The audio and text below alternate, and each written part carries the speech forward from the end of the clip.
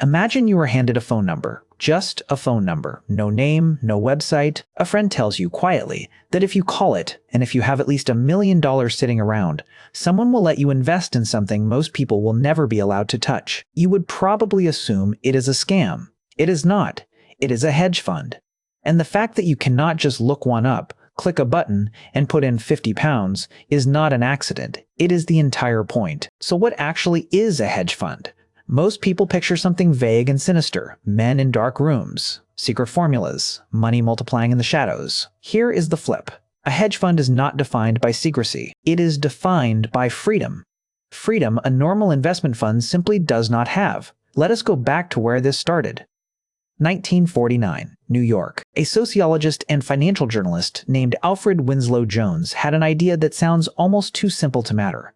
Most funds at the time did one thing. They bought stocks they thought would rise and hoped. Jones did something different. He bought stocks he expected to go up, and at the same time, he bet against stocks he expected to go down.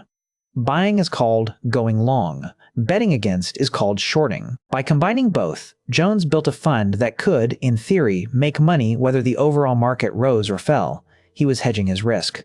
That word stuck. Hedge fund. Jones also did something else that became a template for the entire industry. He took a cut of the profits he generated, on top of a fee for managing the money. Which brings us to the part everyone has heard of, even if they do not know where it came from. 2 and 20. A 2% management fee charged every year no matter how the fund performs, and 20% of any profits paid straight to the fund manager.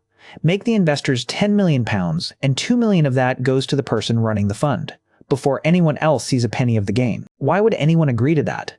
Because a hedge fund can do things a normal mutual fund legally cannot.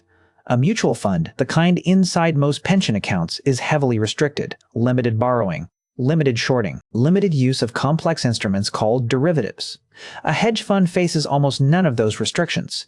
It can borrow heavily to amplify its bets. That is called leverage. It can short freely. It can trade derivatives, currencies, commodities, private companies, almost anything, in almost any combination. Wide open mandate, minimal guardrails.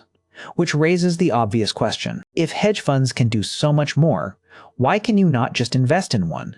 This is where the story stops being about strategy and becomes about law. In most countries, and specifically under United States securities rules, you must be what is called an accredited investor to put money into most hedge funds. That usually means a net worth above $1 million, excluding your home, or an income above roughly $200,000 a year for at least 2 years running. Institutions like pension funds and university endowments qualify automatically. Why does this rule exist? Not to keep money away from ordinary people out of spite. The regulator's reasoning is about disclosure. Mutual funds must publish detailed, plain language reports, so an everyday investor can understand exactly what they own. Hedge funds are exempt from most of that. Far less required disclosure, far less oversight. The legal argument is this. Someone with that level of wealth is assumed to have access to financial advisors, lawyers, and enough resources to absorb a serious loss or investigate a risky strategy properly without needing the same government-mandated protections. Whether that assumption is fair is a genuinely debated question. But it is why the door stays closed to most people, not the strategy, the law. So a hedge fund is not a rumor, and it is not a shadow.